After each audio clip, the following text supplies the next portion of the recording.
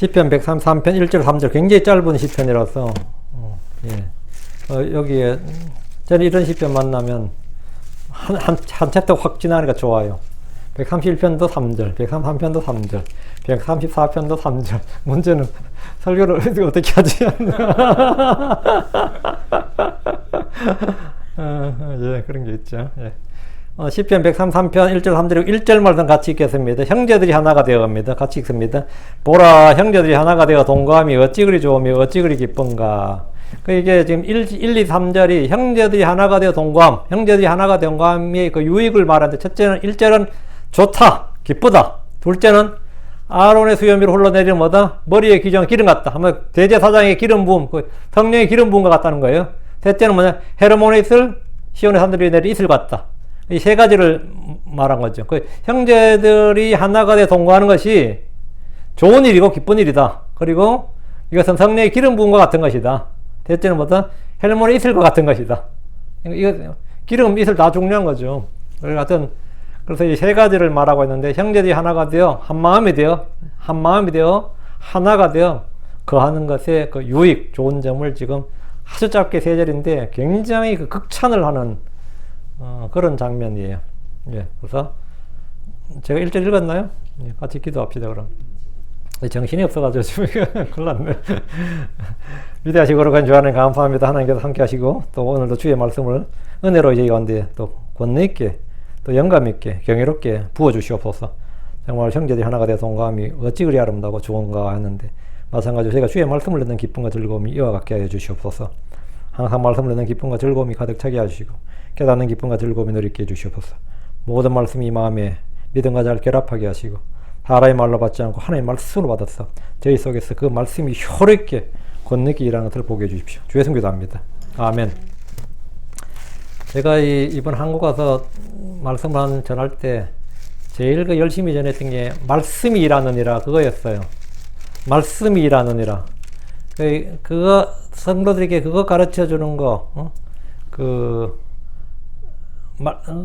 하나 제대로 가르쳐 주기 위해서 굉장히 애를 썼습니다.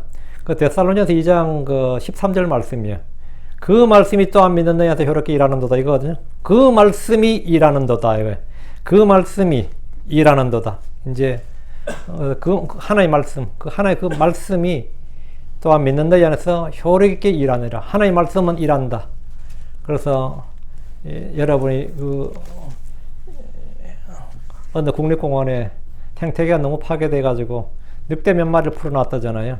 그 늑대 몇 마리를 풀어놨더니 그 뭐 나무 뿌리 뽑아 먹고 뭐 하고 하는 초식동물을 늑대가 막 잡아먹기 시작하니까 생태계가 완전히 회복되더라는 거예요. 늑대가 알아서 자연 생태계를 완전히 회복시키더라는 거죠. 그와 같이 하나님의 말씀이 여러분 안에 풀려 있으면 말이죠. 하나님의 말씀 묶이지 않는, 매이지 않는다 그랬어요. 하나님의 말씀을 여러분 묻으면 여러분 속에서 그 말씀이 여러분 안에 있는 그 모든 그 악한 정욕과 시기심, 욕심, 육신의 모든 것들을 막 제거하고 질서를 잡아놓습니다. 그게 뭐냐면 말씀이 효력있게 일하느니라 합니다. 말씀이 우리 속에서 효력있게 일하느니라. 여러분 이 설교를 듣는다는 것이 그냥 설교 듣는다. 아니 뭐 목사님 설교 듣는다. 설교 좋네. 이게 아닙니다.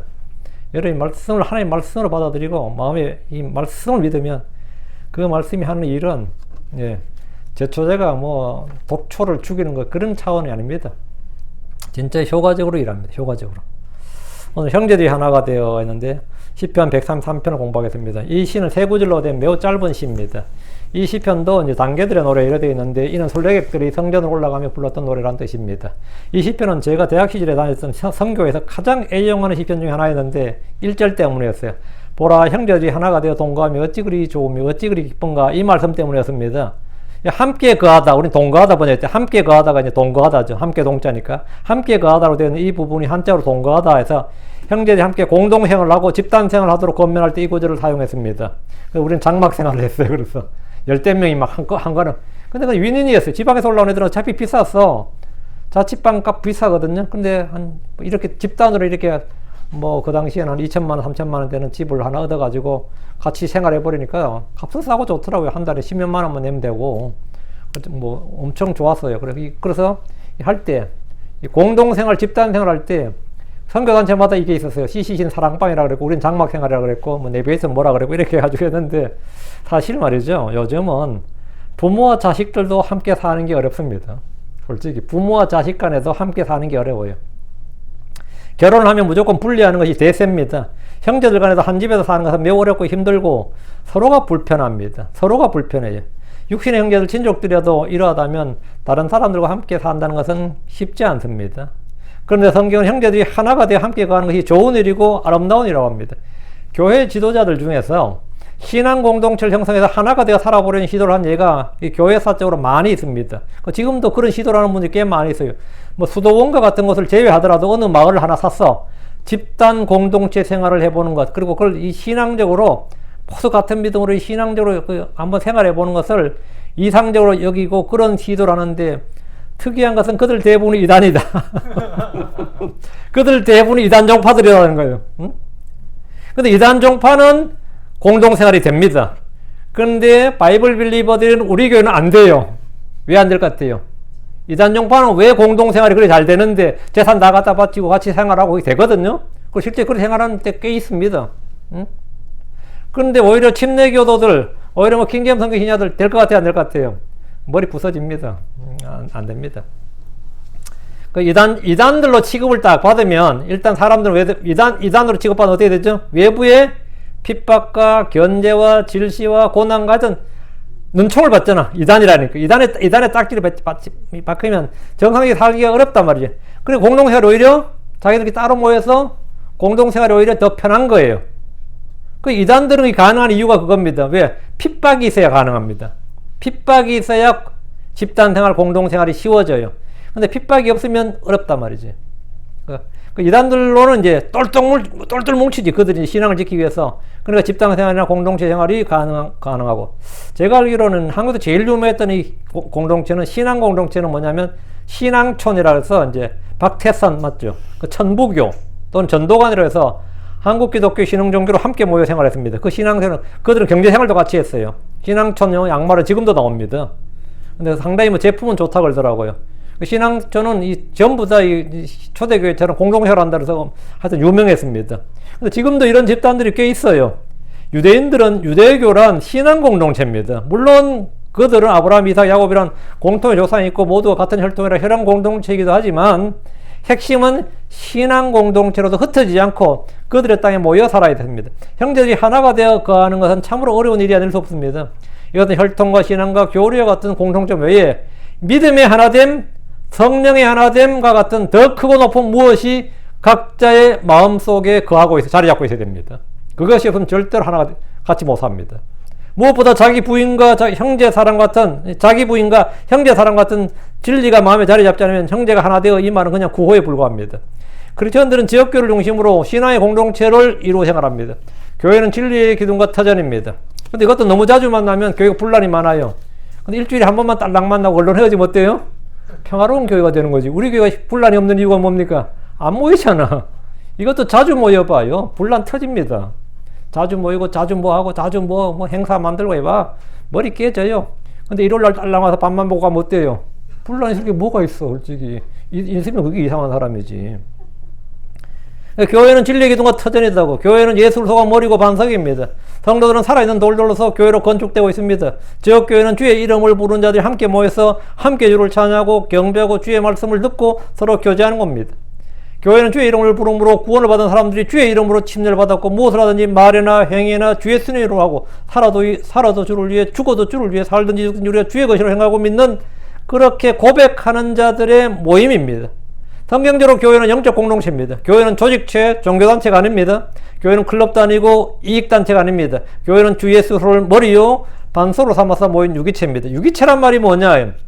우리는 오거니제이션, 조직체가 아니라 오거니즘, 신체 장기를 organ이라고 합니다. 오거니즘, 이건 뭐냐? 유기체라고. 유기체란 말은 서로가 서로에게 지체라고. 서로가 서로에게 지체고 생명의 관계란 말입니다. 우린 주 예수님으로부터 힘과 영향을 공급받습니다. 우리는 그분의 지체로서 그분의 살과 뼈들에 속한 지체입니다. 에베소 5장 30절에 우리는 그분의 몸과 그분의 살과 그분의 뼈들에 속한 지체들이니라. 우리는 지체들이다. 누구에 속한? 그분의 살과 그분의 뼈들에 속한 지체들이니라. 이 말씀은 킹제임 성경에서만 발견되는 진리입니다. 개혁 성경을 비롯한 현대의 본들은 이 구절이 전혀 다르게 되어 있습니다. 개혁 보면 우리는 그 몸의 지체임이라 끝이에요. 그 사이에 우리는 그분의 몸과 그분의 살과 그분의 뼈들에 속한 지체들이니라. 첫사람 아담이 죽기 위해서 아내로 지어준 여자를 보면서 이는 이제 내 뼈 중에 뼈요 내 살 중에 살이라 이랬습니다. 예수로서는 둘째 사람이요 마지막 아담입니다. 그분은 하늘에서 난 사람입니다. 그분은 하나님이 낳으신 사람입니다. 교회는 그분의 신부로서 그분의 살과 뼈들에 속한 지체들입니다. 주 예수님과 우리는 무슨 관계? 생명의 유기체입니다. 우리는 예수님과 독립해서 분리해서 살 수 없는 존재다 이 말입니다. 어떤 나무가지도 나무에서 떨어진 동안 그건 더 이상 뭡니까? 생명이 없습니다. 유지가 안 돼요. 나무에서 떨어진 동안 어떤 튼튼한 팔을 가졌더라도 이게 몸에서 떨어지는 순간 이거 뭡니까? 그건 죽은 살입니다. 이건 아무것도 아니라고. 우리 크리스천들은 그래. 그리스도와 떨어질 수 없는 존재다고. 떨어질 수가 없어. 떨어지면 안 되지. 떨어지면 안 된다고. 성도들은 그리스도로 말미암아 서로가 서로에게 지체입니다.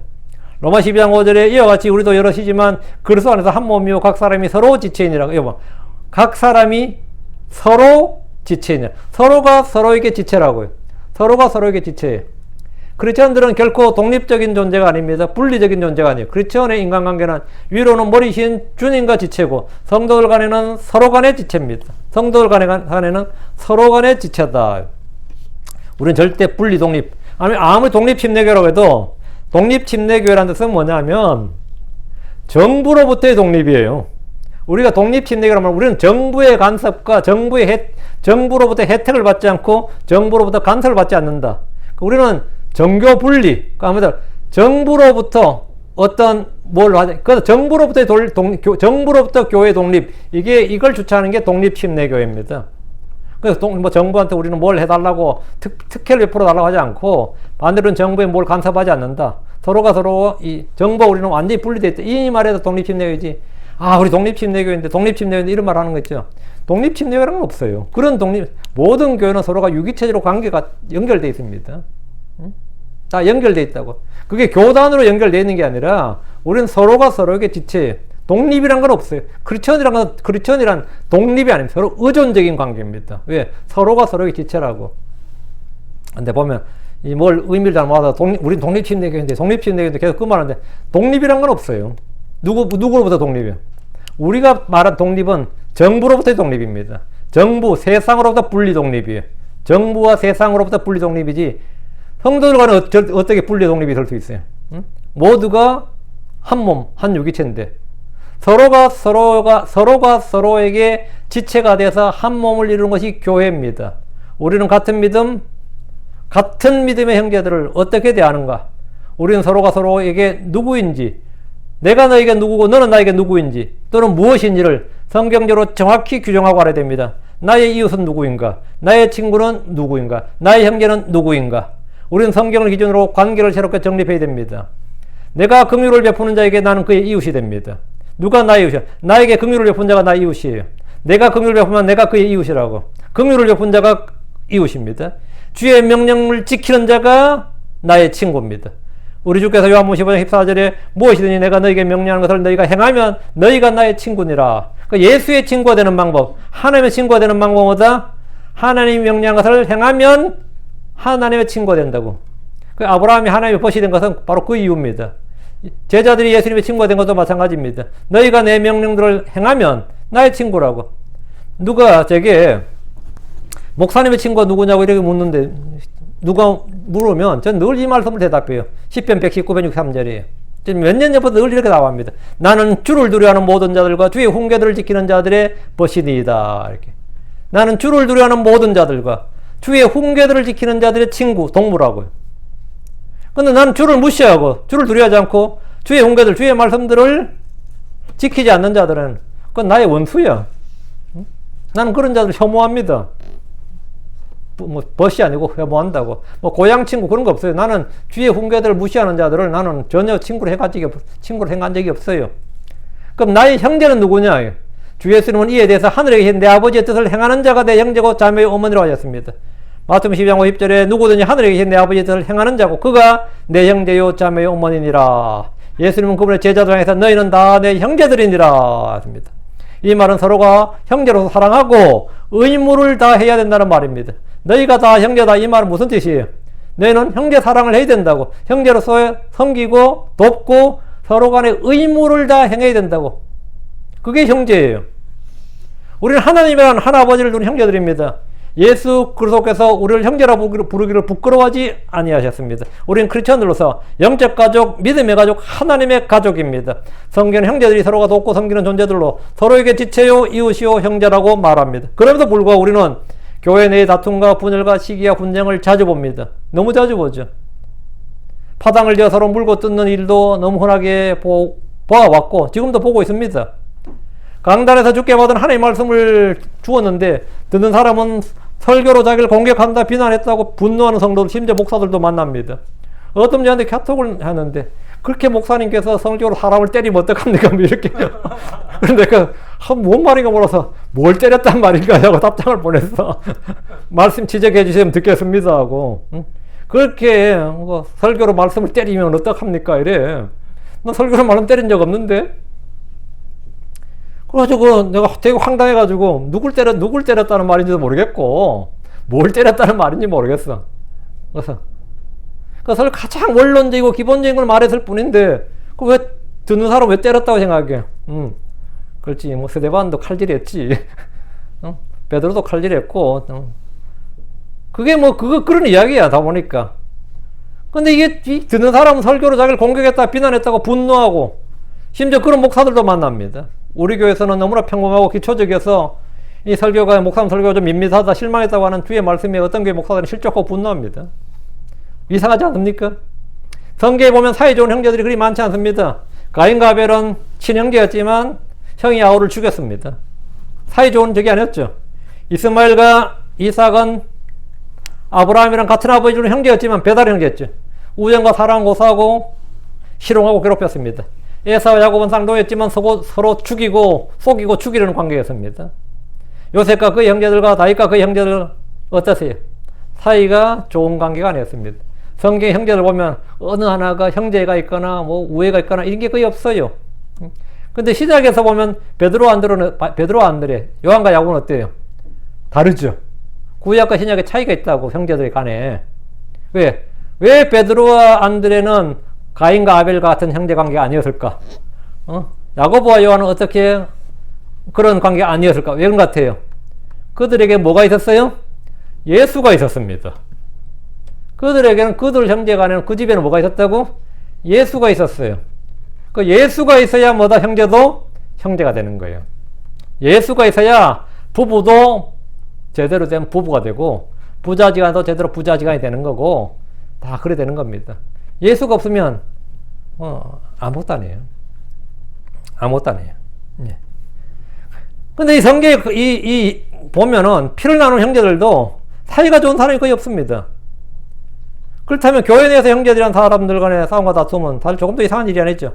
근데 우리는 전부 다 예수가 있어야 되지. 교회는 예수가 머리라면 다 예수를 믿는다며. 근데 이 교회가 왜 이렇게 시끄럽고 뿔나이 많은 거야? 그 사람들이 그러잖아요. 답이 뭐죠? 거기도 사람 사는 곳이다. 거기도 사람 모인 곳이다. 그런다고. 그래서 사람 모인 곳이다. 이 한마디로 모든 것이 다 설명됩니다. 사람은 다 그런 존재다. 이 말이죠. 분열과 다툼이 왜 생기는 것 같습니까? 성도들이 육신에 속해 있기 때문입니다. 예수 안 믿어서 그런 게 아닙니다. 예수는 믿는데 육신에 속했다고. 목사나 선교사라고 해서 영적인 사람이 아닙니다. 세상 직업이나 경력이나 학력이 뛰어나다고 해서 영적인 것도 아닙니다. 직분을 맡았다고 해서 영적이 되는 것도 아닙니다. 육신에 속한 자들은 육신에 속한 것들을 생각하고 일합니다. 분쟁과 다툼과 분열과 파당을 짓는 일은 모두 그 손에서 갓난아이들, 즉 육신에 속한 자들이 하는 행동입니다. 왜 목사들이라는 사람들이 그렇게 서로 다투고 싸우고 물고 뜯고 난리치는 것 같아요? 육신에 속했기 때문입니다. 그들은 주의 말씀을 받을 때 늘 사람의 말로 받습니다. 그래서 설교를 들어도 내용을 듣지 않고 무슨 의도로 누굴 겨냥해서 저런 말 하나 그런 것만 생각하고 따지고 판단합니다. 말씀을 듣고 아멘 해야 될 순간에 저런 말을 하는 배경이 뭘까? 뭐 때문에 저런 설교를 할까? 이러고 있는 거예요. 남의 내심을 지가 어떻게 알아? 뭔가 있어도 있으니까 저런 설교를 하겠지. 아니야. 주의 말씀을 받아서 하는 설교야. 응?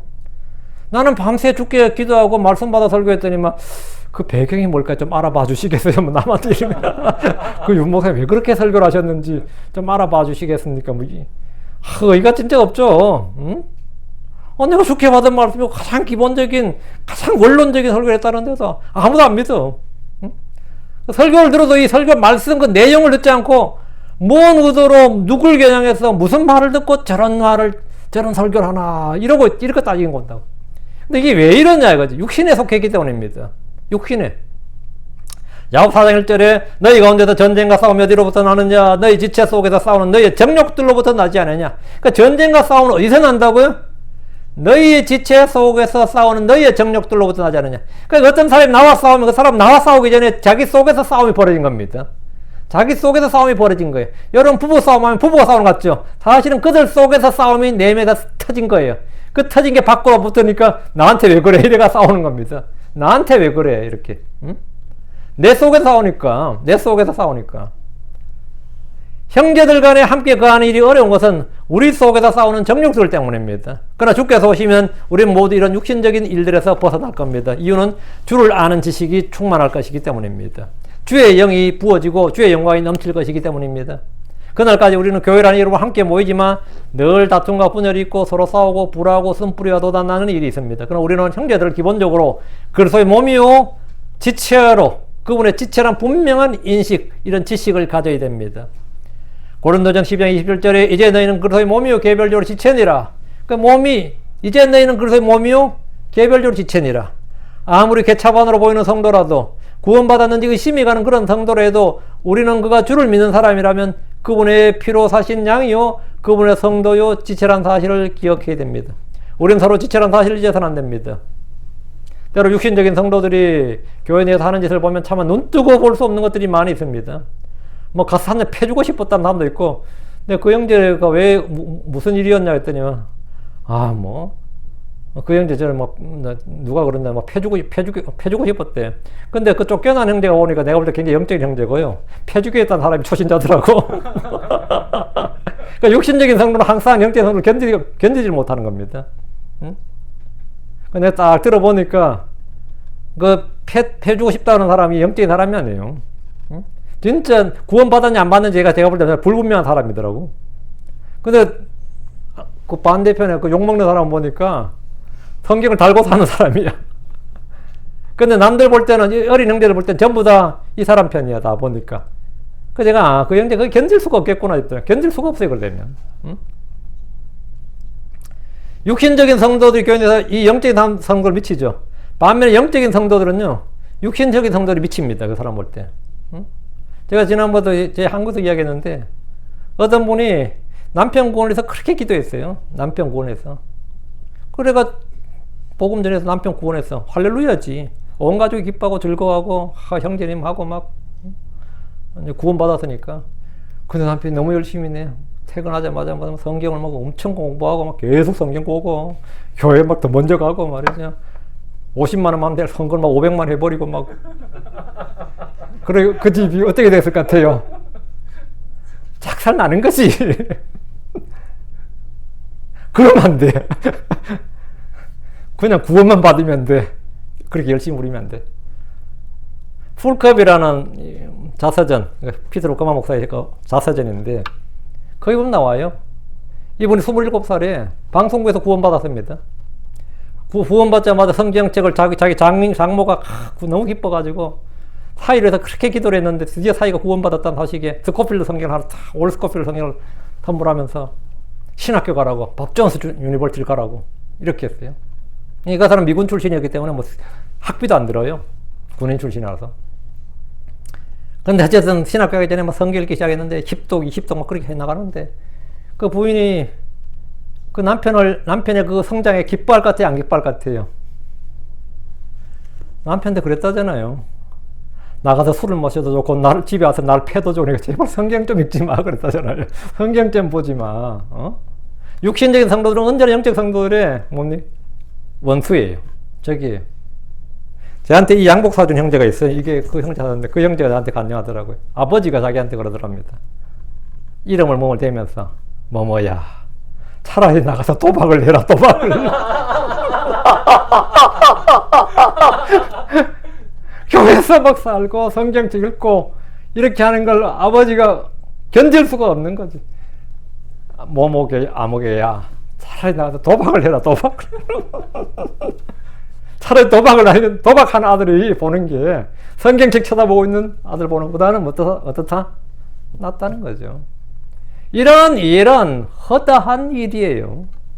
육신적인 성도들이 영적으로 성장하는 사람들을 견디지를 못합니다. 교회 내에서도 마찬가지입니다. 서로가 서로를 견디지를 못해. 왜? 성령 육신을 대적하고 육신은 성령을 뭐한다? 대적하고. 이게 맞아요. 서로가 서로를 대적합니다. 그럼 교회는 사실은 대부분 육신적이지. 근데 영적인 사람 하면 되게 아는 척 안 해. 되게 잘난 체 안 해 하면서 왕따 시켜버립니다. 그래서 교회가 진짜 하나 되기 어렵지. 근데 또 이 육신적인 성도를 하는 거 딱 보면 해도 너무한다 싶은 사람이 좀 말하는 행실을 보면 미칠 지경이 되는 것도 있어요.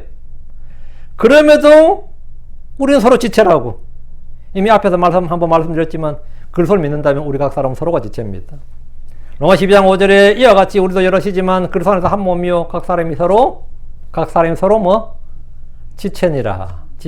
자, 본문을 보겠습니다. 보라, 형제들이 하나가 되어 함께 거함이 얼마나 좋으며 얼마나 기쁜가. 그 형제들이 하나가 되어 함께 거하는 것이 좋다. 좋다 말이야. 얼마나 how good, how pleasant. 얼마나 좋으며 얼마나 기쁜가. 보라, 형제들이 하나가 되어. 형제들이 하나가 되는 것은 우리 주님의 기도 제목이고 소원이셨습니다. 우리 주님의 그 요한복음 17장에 보면 주님의 그 기도 제목이 뭐냐? 반복해서 기도하는 기도 제목이 뭐냐? 이 제자들이 하나 되는 거였습니다. 이들을 하나 되게 해주시옵소서. 복음서에 보면 제자들은 동고동락을 하며 주를 따랐지만 그들 가운데는 서로 경쟁하며 시기하고 질투하며 다툼과 분열이 있었습니다. 그들은 누가 더 큰 자인가 경쟁하며 다투었습니다. 주님은 크게 되고자 하는 자, 높게 되고자 하는 자, 제자들에게 큰 자는 섬기는 자요 자기를 낮추는 자라고 말씀해 주셨습니다. 그러나 이런 뒤의 말씀에도 그들은 서로 하나가 되지 못했습니다. 그들은 육신에 속했기 때문입니다. 복음서의 그 사도들은 고린도 교회에 방불합니다. 복음서의 사도들은 고린도전 3장 3절에 너희가 아직도 육신에 속하였도다. 너희 가운데 시기와 다툼과 분열이 있으니 너희가 육신에 속하여 사람들처럼 걷지 아니하느냐. 너희 가운데 시기와 다툼과 분열이 있다. 다 있죠. 어느 교회나 있지. 근데 이건 너희가 아직도 육신에 속하였도다. 육신에 속하여 사람들처럼, 여기서 사람들처럼 뭐 불신자들처럼 말이에요. 걷지 아니하느냐. 걷는다는 건 행하다 하는 거죠. 근데 불신자처럼 행동하지 않느냐. 고린도 교회가 그랬듯이 복음서의 제자들도 서로 시기와 다툼과 분열이 있었습니다. 그들 가운데 12밖에 안 되는데 그 12 내에도 알력이 있었다고. 언제나가 다툼이 있었고 시기가 있었어요. 그들은 육신에 속한 자들이었기 때문입니다. 그래서 베드로와 안드레 같으면 형제니까 뭐 쪽수가 있잖아요. 요한과 야고보도 때 쪽수가 있잖아. 응? 이 쪽수가 있는 애들이 확실히 좀 더 그죠? 하겠지 아무래도. 응? 그 미국에서 가장 자주 사용하는 표 중에 하나가 United we stand죠. 뭉치면 우리는 산다. 왜 미국이 United States잖아요. 주들이 분열해버리면 안 된단 말이야. 뭉치면 우리는 산다. 뭉치면 우리는 산다. 흩어지면 죽는다. 그 United we stand, divided we fall. 또 we fail 그래요. 뭉치면 서고 흩어지면 뭐다? fall 무너진다고. 넘어진다고. 미국은 연방국가로서 하나됨을 유지하여야 하는 것을 계속해서 가르치는 겁니다. 이는 모든 부분에서 마찬가지입니다. 작은 힘이라도 서로 연합하고 일치하면 큰 힘이 됩니다. 전도서 4장 12절에 누가 그를 쳐서 이기면 두 사람이 그와 맞서리니 세 겹줄은 빨리 끊어지지 아니하느니라. 3겹줄은 빨리 끊어지지 않는다. 그렇죠. 이스라엘 12개 지파가 한 국가를 이룬 종교공동체고 혈연공동체였습니다. 그럼에도 그들은 남북왕국으로 분열되었고 서로 피 터지게 싸웠습니다. 남한국과 북한국은 이제 원수처럼 싸웠어요. 우리 중에서 또 만일 왕국이 스스로 분쟁하면 그 왕국은 서지 못하고, 만일 어떤 집이 스스로 분쟁하면 그 집은 서지 못하며, 만일 사탄이 자기를 대적하여 일어나 분쟁하면 서지 못하고 종말을 맞느니라. 오늘날 교회를 보십시오. 얼마나 쪼개지는지. 반석이신 예수 그리스도 위에 세워진 교회가 건축물이 아니라 모래만 가득 쌓인 모습입니다. 우리는 세상과 분리해야 됩니다. 세속적인 것과 부정한 것들과 단지 분리해야 됩니다. 그런데 지금은 그런 것이 아니라 육신의 정욕으로 서로 다투고 분리합니다. 주님께서 죽으신 것은 하나님의 자녀들을 함께 모아다가 하나가 되게 하려는 것이었습니다. 요한복음 11장 52절에 그분께서 그 민족만을 위해 죽지 않냐고 널리 흩어진 하나님의 자녀들을 함께 모아 하나가 되게 하려고 죽으실 것을 예언하였더라. 예수님의 죽으심은 하나가 되게 하려고. 그 예수님의 죽으심의 목적 중에 하나가 하나님의 자녀들을 함께 모아다가 하나가 되게 하려는 겁니다. 한 몸이 되게 하는 거죠. 한 몸, 한 침례, 한 성령, 한 믿음, 한 교회. 요한복음 17장 11절.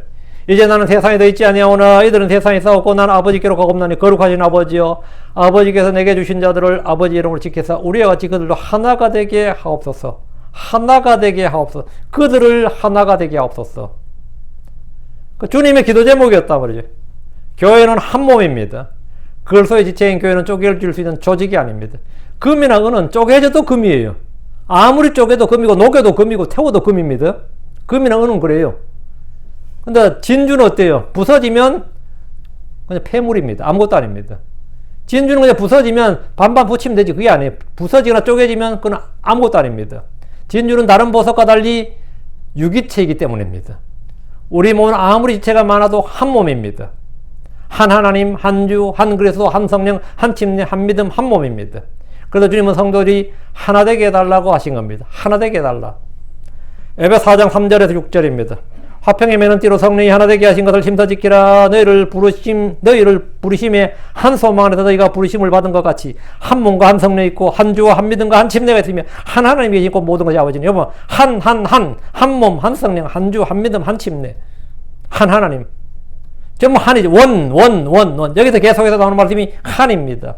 성령이 하나 되게 하신 것을 힘써 지키라. 이게 명령입니다. 고린도전서 10장 17절. 우리가 많아도 한 빵이요 한 몸이니 이는 우리가 다 그 한 빵에 참여한 자들이기 때문이라. 여러분 한 빵, 한 몸, 한 빵. 우리가 많아도 한 빵이다. 한 빵이 한 몸, 즉 한 교회입니다. 요한복음 17장 21절 22절. 이것은 그들이 다 하나가 되게 하려 함이니이다. 아버지께서 내 안에 내가 아버지 안에 있는 것 같이 그들도 우리 안에 다 하나가 되게 하사. 하나가 되게 하사. 이들은 그들이 다 하나가 되게 하려 함이니이다. 응? 아버지께서 나를 보내신 것을 세상에 믿게 하옵소서. 아버지께서 내게 주신 영광을 내가 그들에게 주었사오니 이것은 우리가 하나님같이 그들도 하나가 되게 하려 함이니이다. 하나가 되게 하려 함이니이다. 우리 주께서 성도들이 하나됨에서 얼마나 깊은 관심을 가지셨는지 그분의 기도를 통해서 알 수 있습니다. 이것은 모든 아버지가 자녀들에게 갖는 마음이에요. 우리는 자녀들, 형제들이 어떻게 바랍니까? 하나가 되길 바래요. 한 마음이 되고 연합하기를 원한다고. 분리되고 다투고 대적하고 이게 아니라 형제가 열이든 스물이든 근데 형제가 둘이라도 서로 다투는 사람이 있고 여럿이라도 사이 좋은 사람이 있어요. 응? 근데 부모의 마음은 그래. 형제이 서로가 서로를 섬기고 돕고 서로 사랑하고 이렇게 하나가 되길 다 원한다고. 그건 당연한 거죠. 그러니까 아버지의 마음은 항상 그래요. 하나님은 우리가 모두가 하나가 되길 원하고 약한 지체가 있으면 그 지체를 더 돌봐주길 원하고. 응? 근데 조직에서는 약한 지체가 있으면 어때요? 그걸 떨어뜨리는 게 효율이 더 있죠. 조직이니까 이 조직의 발전을 위해서는 그 약한 지체를 떨어뜨려내는 컷하는 게 낫고 유기체일 때는 어때요? 그 약한 지체를 돌봐야 되지. 이게 형제라고. 우리가 하나 되어야 하는 것은 성경이 이것을 말씀하시기 때문입니다. 조직 효율을 위해서 그렇게 하면 당연히 아니죠. 응? 물론 우리는 성경적 원칙에 따라 분리할 수 있습니다. 우리가 분리한다고 할 때 분리는 뭐냐면 세상과의 분리죠. 그러나 그런 중에도 그리스도 안에서 하나란 사실은 늘 기억해야 됩니다. 다시 1절. 보라 형제들이 하나가 되어 함께 거함이 얼마나 좋으며 얼마나 기쁜가. 형제가 하나가 되어 함께 거하는 것은 성령 충만했던 초대교회에서 볼 수 있습니다. 사도행전 2장 46절 4장 12절 한번 두 구절 보죠. 사람들 놀래키는 이 구절 장면이에요. 이 역사의 사건인데 사도행전 2장 46절. 또 날마다 한 마음이 되어 성전에 가고 집에서 집으로 돌아가며 빵을 떼면서 단일한 마음으로 즐겁게 자기들 음식을 먹고 여기 보면 한 마음이 되어 날마다 한 마음이 되어 단일한 마음으로 이 나오죠. 날마다 한 마음이 되어 성전에 가고 이 말씀에서 우리는 초대교회 성도들의 일치된 믿음과 선한 교제를 볼 수 있습니다. 교회 역사상 이런 적이 이후로 다시 없었을 것이라고 생각되는 그런 하나됨이 있었습니다. 이들은 주님의 성천 이후에 함께 모여 주의 성령을 기다리며 기도했습니다. 성령을 받은 후에도 그들은 날마다 한 마음이 되어 성전에 거했고 집에서 집으로 돌아가며 빵을 떼었고 단일한 마음으로 즐겁게 자기들의 음식을 먹었습니다. 다음 뒤로 4장 32절 아직까지는 계속 한 마음이 유지되는 장면입니다. 믿은 자들의 무리가 한 마음 한 혼이 되어 여기 믿은 자들의 무리가 크리스천들이죠. 믿은 자들의 무리가 한 마음 한 혼이 되어 모든 것을 공동으로 소유하고 그들 중에 아무도 자기가 소유한 것들을 조금이라도 자기 것이라고 말하지 아니하더라. 무력과 탐욕을 완전히 극복한 이건 뭐 진짜 성인군자들의 모임도 이건 안 돼요. 독립심리교회 목사들끼리 수련회 한다고 모여보세요. 거기도 도둑질 있고요. 한 2박 3일만 해봐. 분명히 누구누구 싸운다. 진짜 멱살 잡고 싸운다. 니 내 거 가져가지 그러고. 저는 독립심리교회 목사들 1도 신뢰하지 않습니다. 뭐 그놈들 나한테 마찬가지겠지만 나 진짜 1도 신뢰하지 않습니다. 1도. 그게 진짜 무늬만 목사지. 진짜 어이. 믿는 자들의 무리가 한마음 한원이 되어 모든 걸 공동으로 소유하고 이게 이제 역사적으로 이게 뜨악한 이야기예요. 이 구절 읽고 이 역사 가장 충격받았던 사람, 이 구절에 완전히 인생의 터닝 포인트를 맞은 사람이 하나 있어요. 역사 유명한 사람입니다. 그 누군지 압니까? 아버지가 장로교 목사였고 칼 막스입니다. 마르크스라는 사람입니다. 마르크스가 이 구절을 기초로 공산주의를 만든 겁니다. 이런 세상 한번 만들어보자. 이게 그냥 이 초대교회도 했던 일을 우리가 왜 못하냐. 인류의 지성이라면 못할 게 뭐 있냐. 내가 여기에 대한 이론과 사상을 내가 제공하리라. 체계를 한번 만들어보리라. 이게 뭐냐면 공산주의 이론이에요. 공산당선이에요. 이렇게 하기 위해서는 민족도 모두 다 필요 없고 유상계획과 무상계획, 계급을 이 소유를 중심으로 모두 나누면 된다. 이게 뭐 소유라잖아. 소유. 아무도 자기가 소유한 것을 조금이라도 자기 것이라고 말하지 않아. 그럼 소유를 없애는 이 소유의 개념을 없애면 되겠구나. 여기 이 생산과 소유의 수단, 그 소유의 주체, 공동소유, 공동생산, 공동분배, 뭐 공동소유, 이런 걸 이제 이론을 막 만들기 시작한 거죠. 그런데 이거는 이제 완전히 헛소리고, 이 사람의 이 정욕과 무력과 탐욕과 육신의 정욕을 전혀 모를 무지한, 이제 그만큼 둘대가리 없는 거지. 칼막스처럼. 인간 본성에 대해서 전혀 통찰하지 못한 겁니다.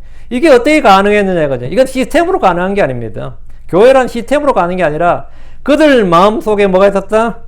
성령 충만이 있었어요. 예수 그리스도로 말미암는 성령 충만이 있었기 때문에 이게 가능했던 겁니다. 성령 충만. 예수가 전부였던 사람들. 마음에 예수가 전부였던 사람들. 예수가 가장 귀했고 예수가 전부였던 사람. 모든 것이 다 뭐 배설물 여기에 대한 사람들이 이게 가능해요. 그것만 가능하면 지금도 가능하죠. 그런 사람들 모이면 지금도 가능하죠. 이건 자발적 신앙 공동체입니다.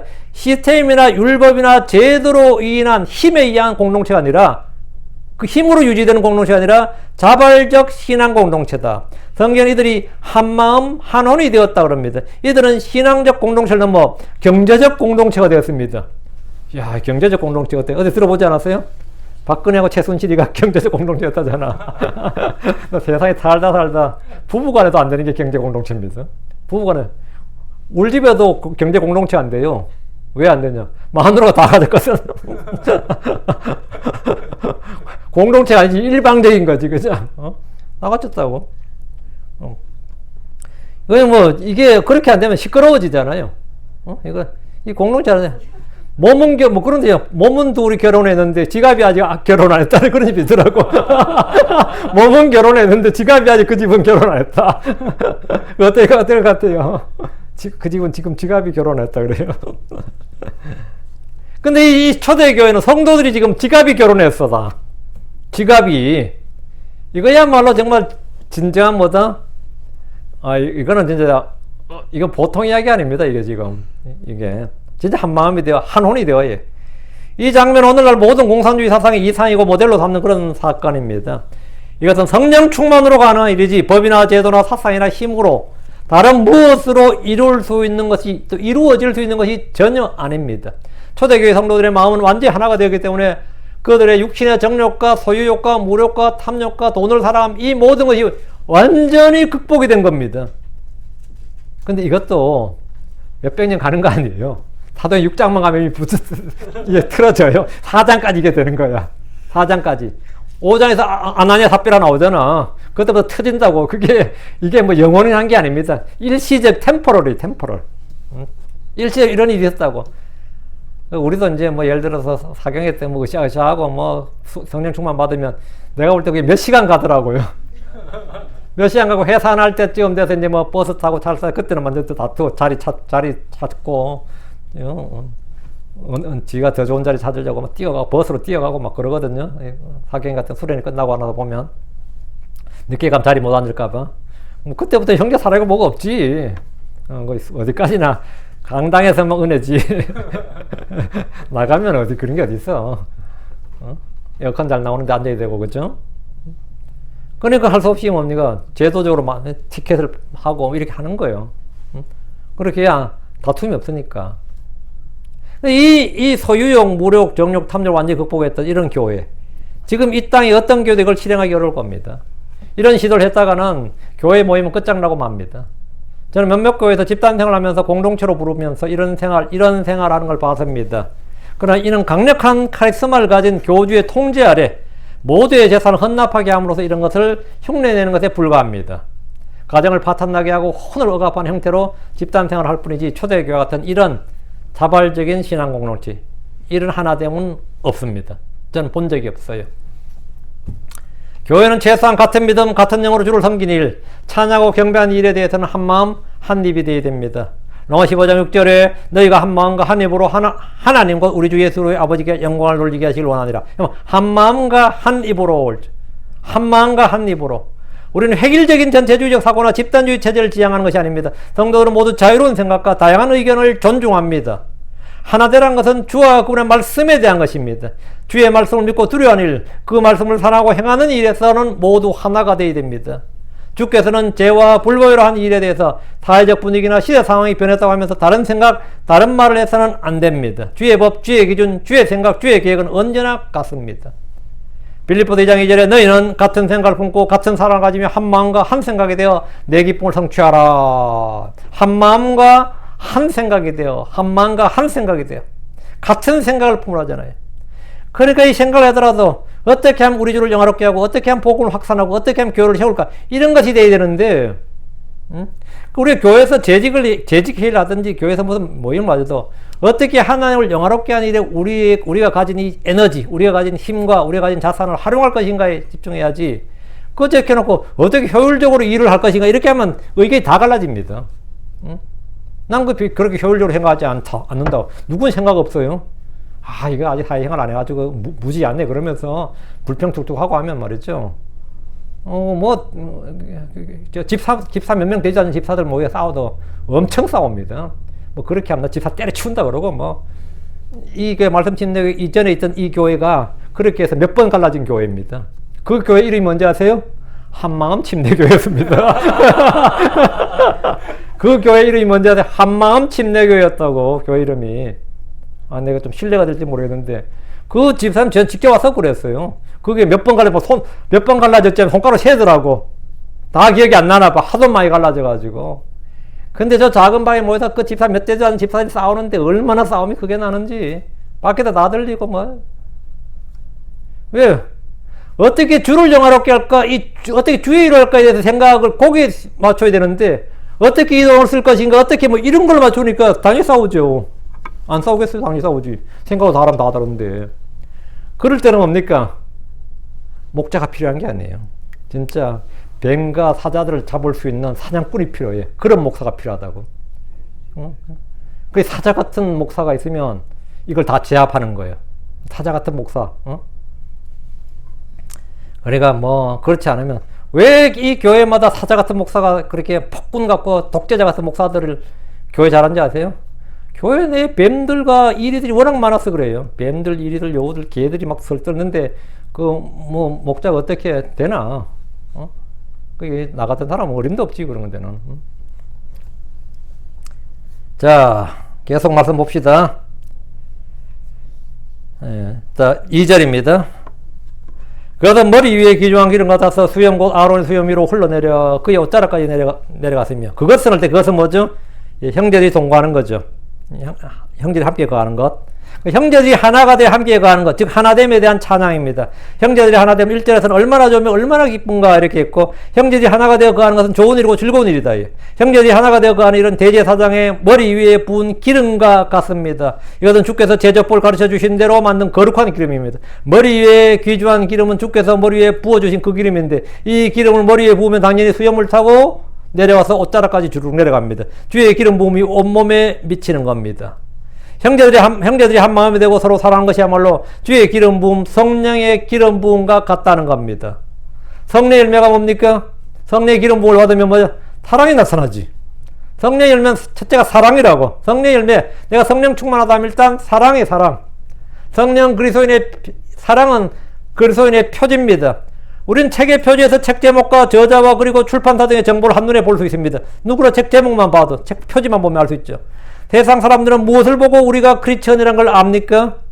우리가 우리 자신을 그리스도의 제자인 것을 알리는 방법이, 세상에 알리는 방법이 뭐냐? 광고판을 이용하는 거 아닙니다. 우리가 우리 자신이 그리스도인인 걸 세상에 알리는 방법. 그리스도인의 표지는 사랑이에요.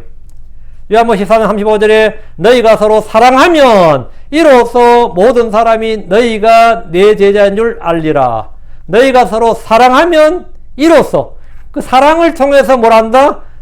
예, 모든 사람이 너희가 내 제자인 줄 알리라. 우리가 그리스도의 제자라는 걸 보여주는 방법은 안수증 주고 설치는 거 아닙니다. 집사 안수증, 목사 안수증, 신학교 졸업장으로 하는 거 아니에요. 나 크리스천으로서 뭐 세례받았다, 세례증 아닙니다. 서로 사랑하면 서로 모든 사람이 너희가 내 제자인 줄 알아. 사랑이 뭐다? 그리스도인의 표지다. 사랑이 그리스도인의 표지고 깃발입니다. 요한복음 13장 35절.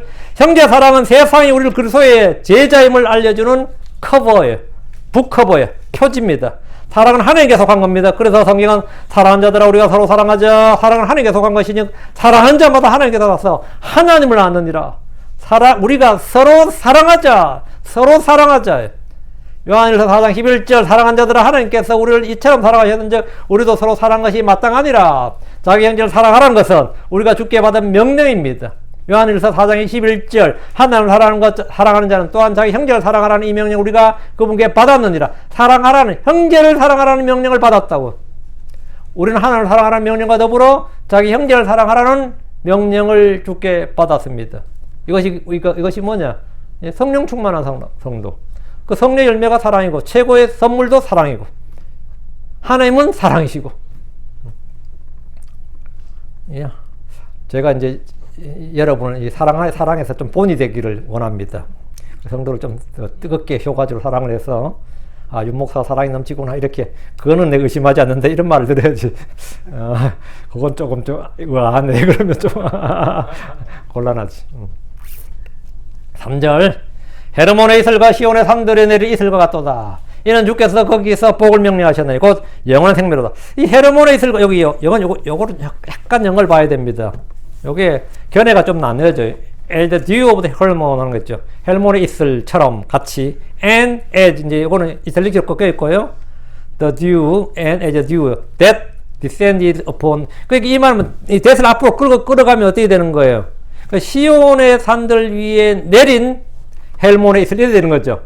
이 영문법적으로 타고 영문법적으로. 그럼 번역이 완전히 달라져요. 지금 나는 헤르몬의 이슬과 and하고 시온의 산들의 이슬 이렇게 분리되는데 이건 아마 연결된 것 같아요. 이건 제가 좀 더 고민해 봐야 되고 이제 좀 더 의견을 구해 봐야 되는데, 헬몬의 이슬 곧 시온의 산들 위에 내린 이슬, 이렇게. 그 헤르몬의 이슬이 시온의 산들 위에 내린 이슬이라고. 그럼 같은 이슬이 되는 거죠. 헬몬의 이슬 곧 시온의 산들 위에 내린 이슬, 이렇게 하는 게 제가 볼 때 조금 더 정확하지 않나 생각이 들고, 요거를 이제 가장 비슷하게 이제 번역한 걸 찾아봤는데, 요게 이제 한글 킹형성에 보니까 헤르몬의 이슬이 시온의 산들 위에 내린 것도 다 이래 돼 있더라고요. 지금 한킹은 완전히, 지금 홈전역은 완전히 분리돼 있겠고, 요거는 이제 좀 더 생각해 봐야 되는데, 헬몬의 이슬 곧 시온의 산들 위에 내린 이슬, 요게 제일 정확하지 않나 싶습니다. 그 말은 뭐냐면, 형제들이 하나가 되어 함께 거하는 것은 헤르몬의 이슬, 그 시온의 산들에 내린 이슬과 같다 이 말입니다. 이 중동의 사막교에 사는 사람들이 가장 귀한 것이 뭐죠? 비와 이슬이지. 근데 비는 뭐죠? 비란 것은 우기가 정해져 있죠. 늦은 비, 이런 비라고 우기가 정해져 있는데, 이슬은 뭐죠? 날마다예요. 이슬은 날마다라고. 날마다. 그 이스라엘에서 이슬은 비와 같이 농작물에 절대적으로 필요한 수분을 제공해 줍니다. 그 이슬 없으면 뭐 농사 끝나는 거죠. 다 굶어 죽는 거예요. 비는 이 우기의 특정한 계절, 즉 계절에만 내리지만 이슬은 날마다 내리는 거예요. 밤에 내리는 이슬이 없으면 풀이나 나무, 그 무엇보다 농작물은 살 수도 없고, 밤에 내린 이슬로 모든 식물은 낮의 더위를 견디는 겁니다. 밤에 내린 이슬을 맞아야 낮에 뭐라고요? 그 뜨거운 해를 견딘다고.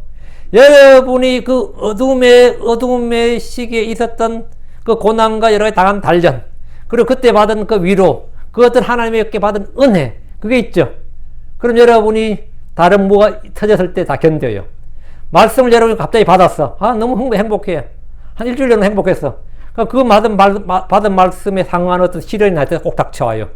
그러면 그 말씀으로 그 시를 견디는 겁니다. 왜 하나님께서 꼭 은혜 주셔놓고 또 나한테 시련도 주시나는데, 은혜를 주신 것은 마치 우비를 주신 것 같아요. 아니면 장화를 신게 한다. 그건 뭐냐? 흙탕물을 간다는 뜻입니다. 그 장화를 실어나고 장화를 줬다는 것은 흙탕물을 나한테 주님께서 갑옷을 주셨다는 말은 뭐죠? 전쟁터로 간다는 뜻이에요. 응? 갑옷을 줬을고 나를 전쟁터로 보내고 어떡하십니까? 갑옷을 줬으니까 전쟁터로 가는 거지. 응? 우산을 줬으면 당연히 비가 내리는 거지. 응? 그럼 내가 하나님께 은혜를 막 받았어. 주님 말씀 막 받았고, 목사님 설교 짱입니다. 그런데 별로 안 좋아. 꼭 일주일에 2주 뒤지면 뭐가 터져. 근데 어쨌든 그때 받은 말씀으로 그걸 이겨내요. 근데 그 말씀 없으면 난감합니다. 그 밤에 내린 이슬이 낮에 해의 열기야. 그 빛을 이겨내는 거예요. 헤르몬 산은 이스라엘 북쪽의 높은 산으로 해발 2814m. 백두산보다 약간 더 높아요. 물이 귀한 이스라엘 땅에서 특히 물이 풍부한 곳이라서 이곳에서 흐르는 물이 강을 이루고 이스라엘 땅을 적십니다. 그 물에 그 만년설이잖아요. 그 계속 내가 요르단강으로 흐르거든요. 그게 결국은 강물이 또 안개가 되고 그 이슬을 만든다고.